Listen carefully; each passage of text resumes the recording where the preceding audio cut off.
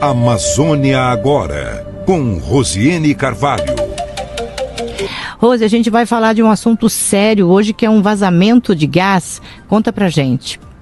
Isso mesmo, nós estamos aqui há 40 horas de um acidente químico ocorrido na Zona Franca de Manaus, no Polo Industrial de Manaus. Você sabe, Manaus é uma cidade industrial, nós temos um polo com uma série de empresas, né, que atendem a vários setores, e nós temos um setor que produz materiais químicos. Essa empresa, chamada Inova, ela é da área de termoplásticos, né? Então ela produz plásticos, enfim, para atender a própria produção da Zona Franca de Manaus. Há cerca de 40 horas, né, por volta de 5 horas da quarta-feira, nós começamos a sentir um cheiro por toda a cidade, um odor muito forte, e esse é um material químico que fugiu, né? Teve um problema num dos tanques de um material chamado estireno, de um gás chamado estireno. Os próprios funcionários, pessoas ao redor dessa empresa filmaram. A imagem é muito impressionante. Tenho a impressão que nós temos aí na produção para compartilhar com a nossa audiência.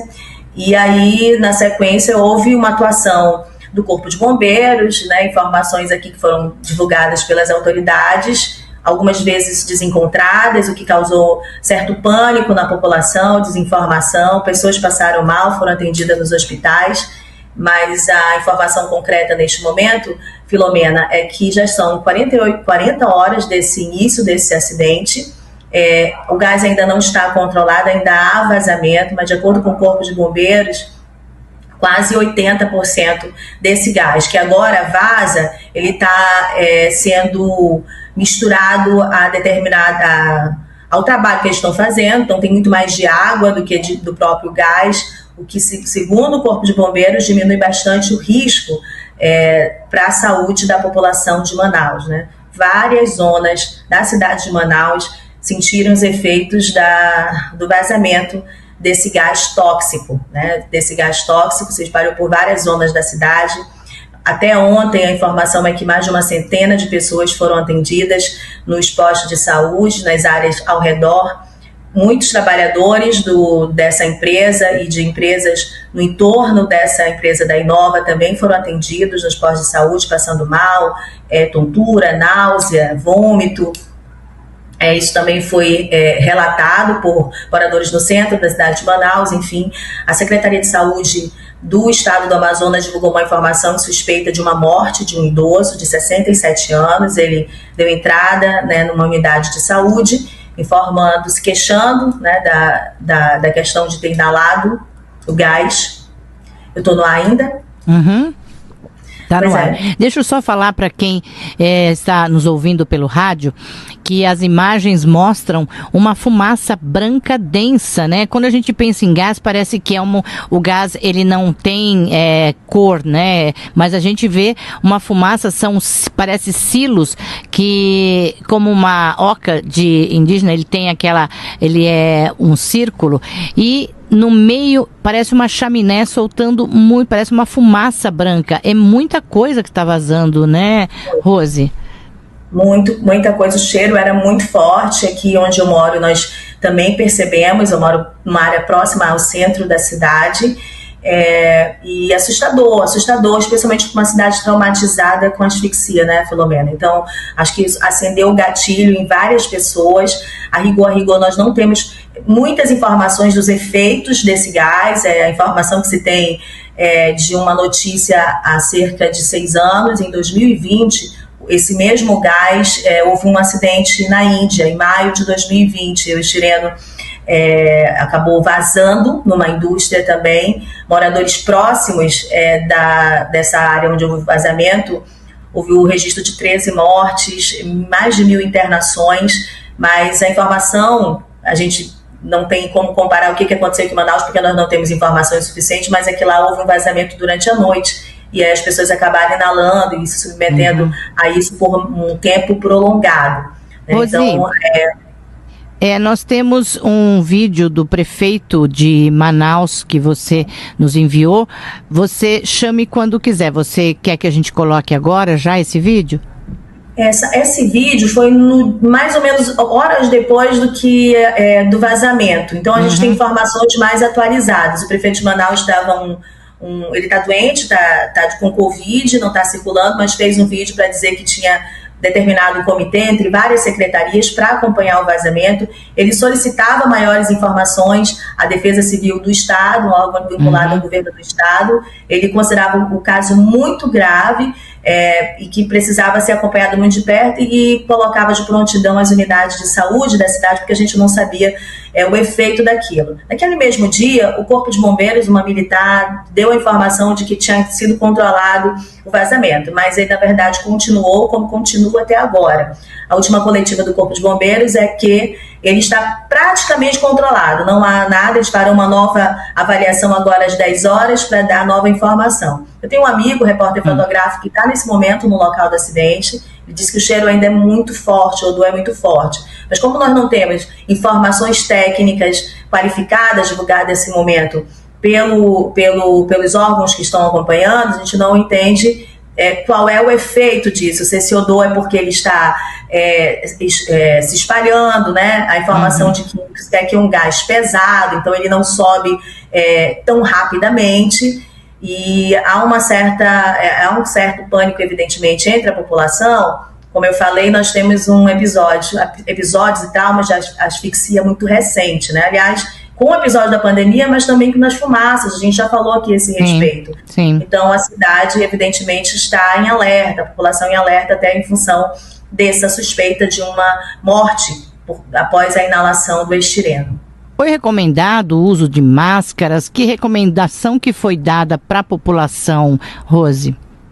É exatamente isso. A recomendação ela era muito geral, até em alertas no celular pela Defesa Civil. Então, usem máscaras, evitem passar próxima à área do acidente. Se tiverem tontura, nada, né, procurem a unidade de saúde. Mas, a rigor, a gente não sabia que região, que área estava mais afetada. A população foi tateando, porque sentia em alguns locais que a pessoa sentia mais o odor. Algumas pessoas que tinham condições de saíam, né? E aí deixar a casa aberta, mas assim, tenho dúvida se essa informação chegava para todo mundo. Aqui onde eu moro, por exemplo, eu deixei as janelas, a porta da casa tudo aberta, liguei só o ventilador, que é muito ruim, a sensação térmica é muito ruim de dormir só no ventilador aqui em Manaus, mas os meus vizinhos todos fecharam as janelas, ligaram o ar-condicionado e dormiram tranquilamente, possivelmente, talvez pela falta de informação, sabe, Filomena? Desinformação é algo muito danoso, né, em relação ao que acontece com a população. Acho que Manaus é um reflexo disso em vários momentos da sua história recente. O não acesso à informação segura deixa a população muito vulnerável. E aí provoca, porque a informação salva vidas, né? Quando você tem informação correta, você pode tomar as atitudes. E risco de explosão, alguém falou se há algum risco ou não, Rose?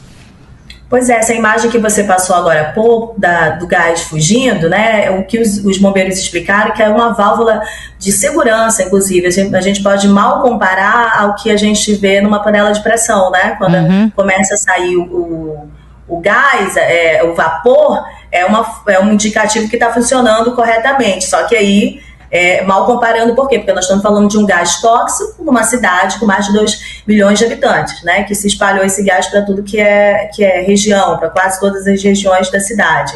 Mas, bem, isso fazia parte de um processo de segurança, né? Exatamente para evitar uma explosão. Além disso, eles continuam até este momento fazendo o resfriamento do tanque, então utilizando bastante água, os bombeiros, há mais de 40 horas fazendo esse resfriamento para que a temperatura não eleve muito, o gás consiga dispersar sem o risco de explosão. Uma fonte minha do governo do estado, agora há pouco, antes de eu entrar no ar, me informou que neste momento não há mais riscos de explosão, em função de que esse gás já dispersou bastante, segundo ele, cerca de 30% ainda do gás se concentra lá, mas a maior parte dele já dispersou. Agora a gente tem que entender os efeitos desse gás dispersado, né, na atmosfera, no ar, em Manaus. A Secretaria de Meio Ambiente da Prefeitura de Manaus multou a empresa já ontem em 4,5 milhões em função desse acidente ambiental, né? Mas pediu uma série de relatórios sobre as atividades da empresa, sobre os efeitos desse gás e também estudos para que a gente possa saber e avaliar os efeitos dessa dispersão no solo e no ar. Né? E tem uma série de problemas para a vida humana, mas também para a fauna e para a flora, aqui em Manaus. E não se sabe depois de quanto tempo continua agindo também, né? Vão fechar o gás, tudo, mas não se sabe se esse gás que vazou, quanto tempo ele pode ter esse efeito nas pessoas e também na fauna e na flora, né? Exatamente isso. Aí quando a gente pensa que é um polo industrial e que há várias indústrias nesse setor químico, as dúvidas aumentam ainda mais. Uma outra questão que ficou exposta é a fragilidade institucional da SUFRAMA, que é o órgão federal, uma autarquia, que administra, digamos assim, a instalação das empresas aqui em Manaus. Já foi muito mais forte, já teve funções muito mais robustas, já teve muito mais recursos para gerir essa área do polo industrial. Mas a nota da SUFRAMA em relação a esse acidente é extremamente frágil em relação à sua questão institucional, porque ela diz que não é a sua obrigação tratar dessa questão da segurança. Praticamente ela avalia PPB hoje. O que é o PPB? É o processo produtivo básico, é o que a empresa vai investir, quanto que ela vai arrecadar, o que ela vai ganhar, quantos empregos ela vai gerar aqui em Manaus. Mas isso é muito pouco porque a gente está observando em relação ao que está acontecendo nesse momento e as possibilidades, né, de riscos. A gente não sabe quais são os riscos, então acho que realmente haveria de ter, dentro de todos os entes que envolvem essa questão, né, a SUFRAMA, como ser um órgão federal, a Prefeitura de Manaus, por ser a responsável... Um planejamento de crise, né? Um planejamento de contenção de crise deveria ter todas essas indústrias, né? Rose? De contenção de crise, mas também de fiscalização frequente, né? Não tem hidrante. Uma das informações dos bombeiros é que não há hidrante no local. Eles estão contendo essa possibilidade, esse resfriamento e, portanto, risco de explosão com o carro-pipa. Você imagina a fragilidade, né? Tinha mais uma informação, mas você pode falar que eu vou lembrando aqui. Não, era isso mesmo, de que eles deviam ter um planejamento de contenção de crise para as providências imediatas, né, nesse momento. E você está me dizendo que isso não aconteceu, né? Lembrei, Filomena, acho que a informação mais importante, para mim é mais indignante e enfim... ela que deveria ser a prioridade. A Zona Franca de Manaus, o polo industrial, ele emprega 130 mil trabalhadores de ordem direta, né? De forma direta, 130 mil trabalhadores estão concentrados nessa região que as notas da Defesa Civil, da Prefeitura, enfim, indicam para a população evitar, porque o ar está contaminado. A nota da Prefeitura mesmo agora, a mais recente, indica que o ar tem contaminações acima da capacidade humana, então é necessário evitar aquele local. Ainda assim, desde as primeiras horas do episódio, as empresas, inclusive do entorno da Inova, mantiveram trabalhadores lá. Ontem, na metade da tarde, foi onde eu consegui fazer a última atualização, apenas 30 mil trabalhadores haviam sido liberados, e isso quando eles começaram a passar mal. As empresas começaram a liberar, foram liberando conforme o SAMU ia sendo chamado, né, a ambulância sendo chamada, os trabalhadores carregados. Assim, as imagens, traumatizam bastante e nos colocam um ponto importante a respeito desse polo industrial, que é tão importante para o Amazonas, para a Amazônia e para o Brasil também. Exatamente. E para o Brasil também. O cuidado com os trabalhadores, ele fica evidente que é muito raso, né? É quase desprezado quando, num episódio desse, você não prioriza que esses trabalhadores estivessem em segurança, né? Que não passassem por isso ou outros riscos por estarem nessa região que havia todo esse alerta. Esse é um ponto importante que a gente precisa registrar aqui. Rose, infelizmente, uma notícia triste para Manaus, para o Amazonas, e você vai continuar acompanhando e forneça informações para a gente vai estar aqui acompanhando essa situação aí de Manaus. Desejo que vocês consigam